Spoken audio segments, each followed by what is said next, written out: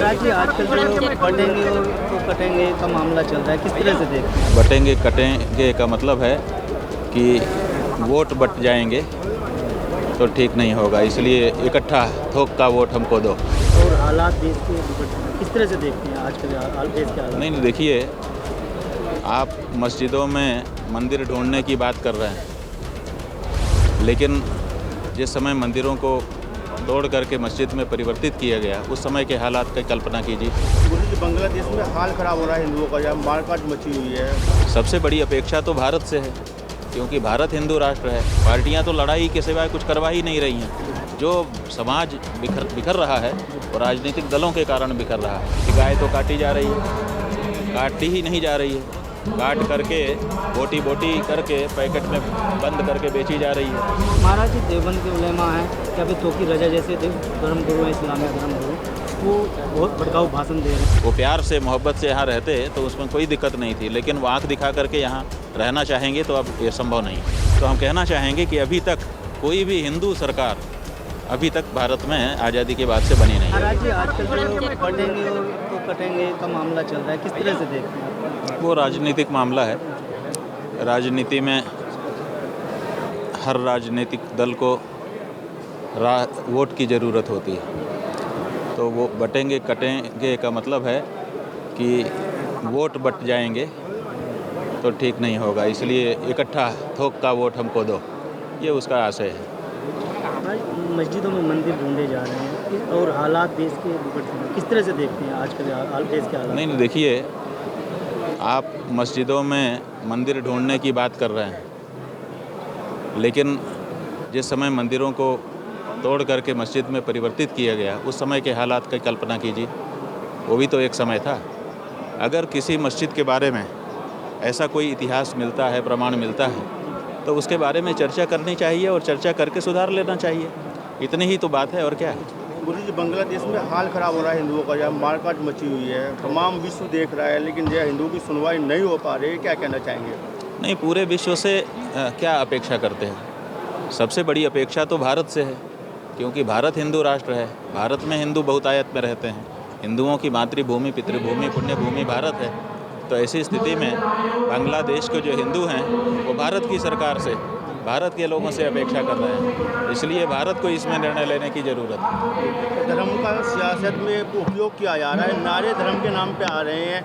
क्या जनता में विखंडन नहीं होगा भारत में अगर देखा जाए तो? भाई, विखंडन ही तो हो रहा है। आप देखिए कि धर्म के नाम पर आज उतने लोग अलग नहीं हैं, जाति के नाम पे उतने लोग अलग नहीं हैं जितना पार्टियों के नाम पे हो गए हैं। पार्टियां तो लड़ाई के सिवाय कुछ करवा ही नहीं रही हैं। एक पार्टी दूसरी पार्टी से, दूसरी पार्टी तीसरी पार्टी से लड़ रही है और संघर्ष माने षड्यंत्र कर रही है एक दूसरे के विरुद्ध। तो ऐसी परिस्थिति में जो समाज बिखर रहा है वो राजनीतिक दलों के कारण बिखर रहा है। इसलिए राजनीतिक दलों को इस बारे में विचार करना होगा कि हम समाज को टुकड़े टुकड़े में क्यों बांट रहे हैं, अपनी निष्ठा बना करके।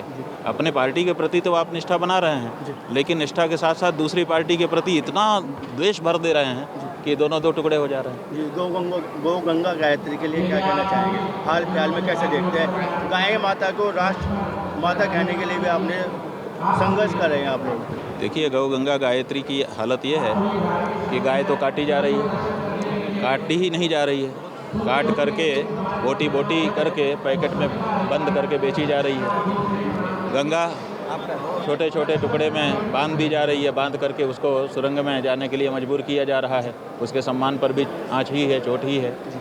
और साथ ही साथ गायत्री की बात यह है कि संविधान में धारा 30 लिख दी गई है कि हिंदू अपने धर्म की पढ़ाई ही नहीं कर सकता है।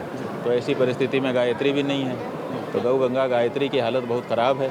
और यही दुख की बात है कि कहा जा रहा है कि ये हिंदुओं का देश है, कहा जा रहा है कि हिंदुओं का इस समय वर्चस्व है, लेकिन गौ गंगा गायत्री की हालत ख़राब है। संघर्ष आप कर रहे हैं गायों को राष्ट्रमाता घोषित के लिए, कैसे देखते हैं? क्या आपका संकल्प पूरा हो सकता है? हमारा संकल्प निश्चित रूप से पूरा होगा, क्योंकि हमारा व्यक्तिगत संकल्प नहीं है, ये पूरे हिंदू समाज का संकल्प है और लंबे समय से इसके लिए संघर्ष भी चल रहा है। और अब हिंदुओं ने बहुत कड़ा निर्णय ले लिया है, वो गौ मतदाता बन रहे हैं। अब उन्हीं पार्टी और प्रत्याशी को वोट देंगे जो शपथ पूर्वक घोषणा करेंगे कि हम जीतने पर गौ माता के प्राण प्रतिष्ठा की रक्षा के लिए कार्य करेंगे। तो स्वाभाविक है कि देश की राजनीति परिष्कृत होगी। सभी राजनीतिक दल जब उनको लगेगा कि हमारा वोट कट रहा है तो फिर वो गाय के प्रति अपनी श्रद्धा दिखाना शुरू करेंगे। महाराज जी, देवबंद के उलेमा हैं या फिर तोकी रजा जैसे धर्मगुरु हैं, इस्लामिया धर्मगुरु, वो बहुत भड़काऊ भाषण दे रहे हैं कि कह रहे हैं कि हिंदुओं से घर जाओ, हम सड़क पर उतर आए तो आप लोगों की दुर्भावना है। किस तरह से देखते हैं? ठीक है ना, ऐसा है कि कभी कभी गलतफहमी हो जाती है किसी को, तो वो इस गलतफहमी में जी रहे हैं कि जैसे कभी किसी समय इस देश में हो गया कि हम आए और हमने तलवार का जोर दिखाया और हमने शासन कर लिया। तो अभी उसी युग में जी रहा है उनका दिमाग, तो वो समझ रहे हैं कि वैसा ही होगा। अब ऐसा होने वाला नहीं है और इसीलिए उनकी बातें जो है व्यर्थ हो रही हैं और वो और ज़्यादा समस्या में पड़ रहे हैं। वो प्यार से मोहब्बत से यहाँ रहते तो उसमें कोई दिक्कत नहीं थी, लेकिन वो आँख दिखा करके यहाँ रहना चाहेंगे तो अब ये संभव नहीं है। कई प्रदेशों में और देश में बीजेपी की सरकार चल रही है। हाँ जी, बीजेपी की सरकार में किस तरह से देखते हैं मोदी सरकार? अब देखिए, बीजेपी की सरकार, कांग्रेस की सरकार, हर सरकार तो उसी ढंग से चल रही है। आज़ादी के बाद से देश में हिंदुओं की भावना को कहाँ समझा गया? सभी सरकारें तो आ गई, उसमें बीजेपी शामिल है, उसमें कांग्रेस शामिल है, उसमें वामपंथी भी शामिल है। हिंदुओं की जो भावना है, हिंदुओं की एक मूल भावना थी आज़ादी के पहले से कि गाय की रक्षा हो। कहाँ हो रही है गाय की रक्षा? हिंदुओं की जो मूल भावनाएं हैं, हमारे शास्त्रों के अध्ययन के बारे में हमारी बात है, हमारी परंपराओं के निर्वहन की हमारी बात है, कहाँ हो रही है? हमारी बातें ही नहीं सुनी जा रही हैं। जहाँ चीख चीख करके पुकार करके इमारत कह रही है कि ये हिंदुस्तान है, वहाँ पर भी दूसरे लोगों को मौका दिया गया है और बैरिकेटिंग लगा करके हमको जाने से रोक दिया जाता है। तो अभी हम नहीं समझते हैं, भाजपा हो चाहे कोई हो, किसी का भी आप नाम ले दें, हम किसी का नाम लेना नहीं चाहते हैं, लेकिन आप नाम ले रहे हैं तो हम कहना चाहेंगे कि अभी तक कोई भी हिंदू सरकार अभी तक भारत में आज़ादी के बाद से बनी नहीं है। पुनः प्राण प्रतिष्ठा होगी, इसके लिए शंकराचार्यों ने बात रखी थी। देखिए, पुनः प्राण प्रतिष्ठा का मतलब ये है कि जब मंदिर बन जाता है तभी प्रतिष्ठा होती है। भाई, जो ध्वजा है, जो कलश है, उस चढ़ाया जाता है तो पूजा होती है ना। तो जब शिखर बन जाएगा तभी तो कलश चढ़ेगा, तभी तो ध्वजा स्थापित होगी। तो आखिर ये पूजा होगी कि नहीं होगी? तो वही तो प्रतिष्ठा है।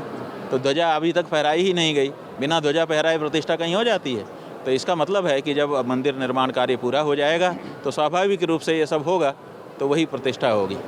वो गंगा गायत्री के लिए क्या संदेश देना चाहेंगे? हम यही संदेश देना चाहेंगे कि देखिए, पूरे विश्व में लोग कह रहे हैं कि एक ऐसा हिंदू देश है, यहाँ के कैसे हिंदू हैं जो अपने प्रतीकों की रक्षा नहीं कर सकते, अपने मान बिंदुओं की रक्षा नहीं कर सकते। इसलिए भारत के हिंदुओं को इस बारे में सचेष्ट होना होगा, राजनीतिक बहकावे में ना आकर अपने मान बिंदुओं और प्रतीकों की रक्षा के लिए खड़े होना पड़ेगा। तो गऊ की भी रक्षा होगी, गंगा की भी रक्षा होगी, गाय की भी रक्षा होगी।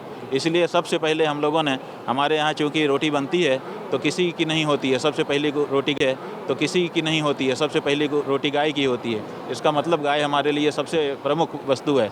तो इसीलिए हमने कहा है कि सबसे पहले हम गाय के लिए वोट करें। जब गाय के लिए वोट करके गाय के प्राण और प्रतिष्ठा की रक्षा कर लें तो स्वाभाविक है तब तक लोगों को समझ में आ जाएगा कि हिंदू अपने प्रतीकों की रक्षा के लिए खड़ा हो चुका है, तो बाकी प्रतीकों की भी रक्षा हो जाएगी। इसलिए सबसे पहले गाय की रक्षा के लिए मतदान करने के लिए संकल्पित अगर होना। आप ये खबर फेसबुक पर देख रहे हैं तो वीडियो को लाइक करके पेज को फॉलो करें। इसके अलावा अगर आप इस खबर से यूट्यूब के जरिए जुड़े हैं तो चैनल को सब्सक्राइब करके बेल आइकन दबाना बिल्कुल ना भूलें। नमस्कार।